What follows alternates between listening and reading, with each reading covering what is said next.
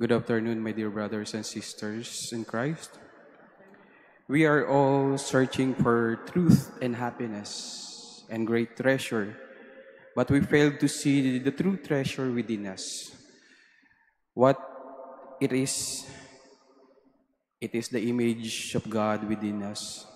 We tend to forget to see it because most of the time, we are looking for greatest treasure sa mga material na bagay. Like material things, beautiful places, power, status in life, family and friends. Pero ang lahat naman ng ito ay panandalian at kulang na kulang kumpara sa kaligayahan at tunay na yaman na pwedeng ipagkaloob sa atin ng Diyos. Like what we have heard from the gospel, when a person finds a great treasure, he hides it again and sell all his treasure or all his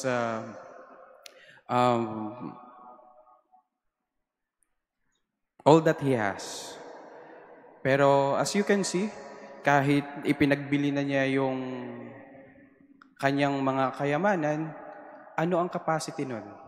Yung lupa lang ang kaya niyang bilhin. Pero more than that, yung naan doon sa lupang yon. At gayon din po yung ipinapaalala sa atin ng Ebanghelyo. At gayon din, paalala din sa atin ni Saint Ignatius na siyang ating ginugunita sa panahon, sa oras na ito. Sabi nga ni Saint Ignatius, all things in this world are gifts of God, created for us to be the means by which we can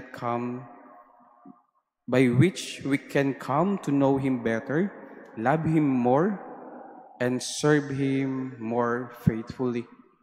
Ang lahat po ng bagay na meron tayo ay instrumento ng Panginoon upang makilala siya, upang makita natin yung totoong yaman na meron tayo sa ating pagkatao. We are created in the image and likeness of God. Pero madalas nakakalimutan natin yun. Madalas aligaga tayo sa mga bagay-bagay na nagpapalayo sa atin sa napakalaking yaman at napakalaking kaligayahan na meron tayo sa ating pagkatao. Tatlong bagay po ang ipinapaalala sa atin ng Ebanghelyo ngayon. Una, God is the greatest treasure na hinahanap natin sa buhay. Kaya lagi nating sanang pasalamatan ng Panginoon at kilalanin si Kristo sa mga biyaya na meron tayo upang makamtan natin ang tunay na ligaya para maging sapat ang bawat biyaya sa ating harapan, malaki man o maliit. Kung bakit madalas tayo ay tila kulang at kung bakit madalas tila tingin natin sa ating mga sarili are not enough dahil hindi natin nakikita si Kristo sa pang-araw-araw nating buhay. Hindi natin kinikilala si Kristo sa ating pagkatao.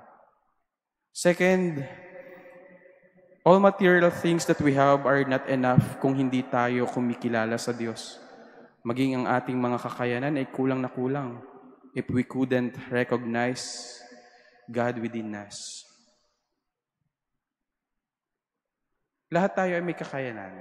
Pero kung bakit pakiramdam natin lagi tayong mahina, kung bakit pakiramdam natin ay lagi tayong napag-iiwanan, kasi hindi natin inaalay ang ating sarili sa Panginoon. Hindi natin isinasama ang Diyos sa bawat nating ginagawa. Hindi natin isinasama ang Panginoon sa mga plano natin sa buhay. Pero kung tayo lang, yung sariling atin, kulang na kulang tayo. Lagi tayong maghahanap ng mga bagay na makapagpapaligaya sa atin kung hindi natin makikilala ng mas malalim ang Panginoon. And third thing, invest more in good things na maiipakita at maiipakilala natin ang Panginoon sa ating kapwa at sa ating gawa upang ang ating matagpuan ng tunay na kaligayahan at makita natin ang tunay at napakalaking yaman na meron tayo. At yon ay si Kristo sa ating pagkatao.